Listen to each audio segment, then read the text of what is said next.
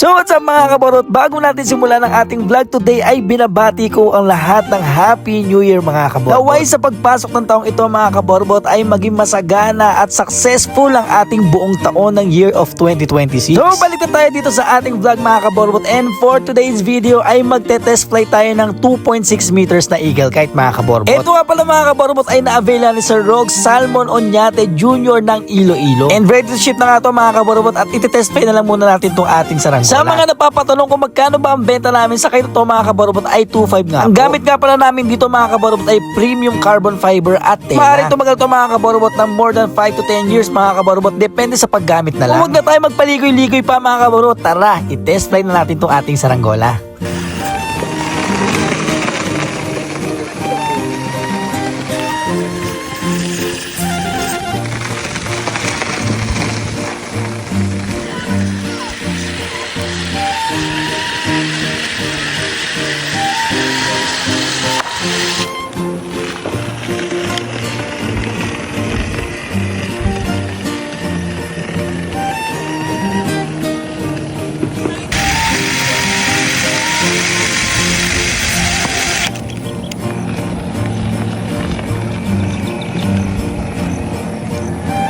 So sa mga bago nga pala mga kaborbot at napapatanong kung pwede nga ba to sa mahinang hangin ay pwede po mga kaborbot. Kung curious ka nga mga kaborbot ay may mga video kami kung saan nagpapalipad kami na sobrang hina talaga ng hangin. So halos lumutang na lang ang aming saranggola mga kaborbot sa hina ng hangin.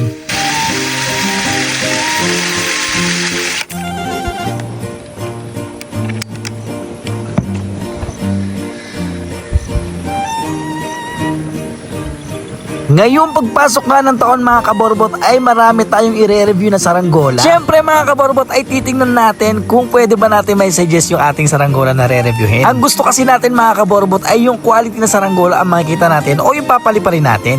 So ito mga kaborbot, na test flight na natin itong ating 2.6 meters na eagle kite. So ito nga pala mga kaborbot ay nakuha na ni Sir Rogue Salmon Oñate ng Iloilo mga kaborbot. So yan, na-fully test flight na natin mga kaborbot at sobrang lakas ng hangin ngayon ha. So gumagamit nga pala tayo mga kaborbot ng 24 cm na fully stainless na na kite reel mga kaborbot. So kung makikita sa video namin is sobrang smooth niya lang talaga na kite reel, hindi siya yung sobrang galaw na kite reel mga kaborbot. So fully bearing na na kite reel niya, sobrang smooth lang niya mga kaborbot. At kaya natin ibaba ng ganito lang siya mga kaborbot, unlike sa ibang kite reel natin na ginagamit is sobrang ganit, pero ito mga kaborbot is kaya naman siya. So yun, shoutout nga pala kay Sir Rogue Salmon Oñate Jr. ng Iloilo mga kaborbot. So yun mga kaborbot, and papaship na natin ito mga kaborbot. Sheesh!